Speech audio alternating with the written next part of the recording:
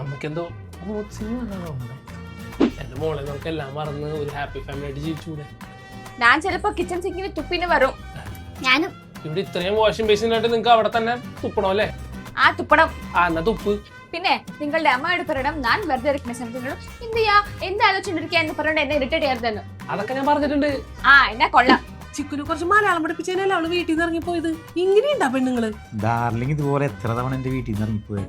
അത് നിങ്ങളുടെ അമ്മയുടെ സ്വഭാവ ദോഷം കൊണ്ട്. അതുപോലെയാണ് ഞാൻ. ഇതിലെത്രയോ ഭേദമാണ് എന്റെ അമ്മ. പിന്നെ എന്റെ അടുക്കളയിക്കുന്ന സാധനങ്ങള് ഞാൻ പറഞ്ഞേക്കണെടുത്ത് വെക്കാൻ ആ പെണ്ണിനോടൊന്ന് പറഞ്ഞേക്കണം. അതൊക്കെ വിഷ്ണു പറഞ്ഞിട്ടുണ്ട്. എന്നാ കൊള്ളാം. ഇനി ഞാനായിട്ട് ഒരു പ്രശ്നം ഉണ്ടാക്കണില്ലേ? ഇനി ഞാനായിട്ട് ഒരു പ്രശ്നം ഉണ്ടാക്കില്ല. അങ്ങനെ എല്ലാം കലങ്ങി തെളിഞ്ഞ് ചിക്കോ. നീ വേണം നിങ്ങളൊന്ന് നോക്കാനായിട്ട്. വളർന്നേ ഉള്ളൂ, ഒന്നിനും വിവരമില്ല. ഈ പ്ലേറ്റ് ഇതെപ്പോ പൊട്ടി? എന്റെ പൊന്നു മോളെ, പാത്രം കഴിയില്ലും കുഴപ്പമില്ല, പൊട്ടിക്കല്ലേ. Snacks box വെച്ചിട്ടുണ്ടായില്ല. തീരുന്ന പറഞ്ഞ അമ്മമ്മ മാറ്റി വെച്ചത് അമ്മേ. എന്നാ ഇന്നത് തീർത്തതേ കാര്യമുള്ളൂ. ഈ കത്തി എങ്ങനെ ഇവിടെ വന്ന്? ഗ്യാസിന്റെ അടുത്തിരുന്ന് കത്തി ചൂടായിന്ന് പറഞ്ഞ് തണക്കാൻ വേണ്ടി അമ്മ വെച്ചതാ ഫ്രിഡ്ജില്. ഈ പെണ്ണ് അങ്ങനെയല്ല, നല്ല ഹാപ്പി ആയില്ലേ മോനെ. നമ്മുടെ വീട്ടിൽ പിന്നെ എല്ലാവരും നല്ല സ്നേഹമുള്ളതിന്റെ ഉള്ളിൽ കുഴപ്പമില്ല.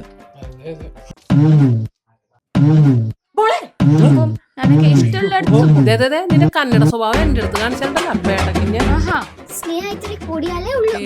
ശൈലനോടാ കളി.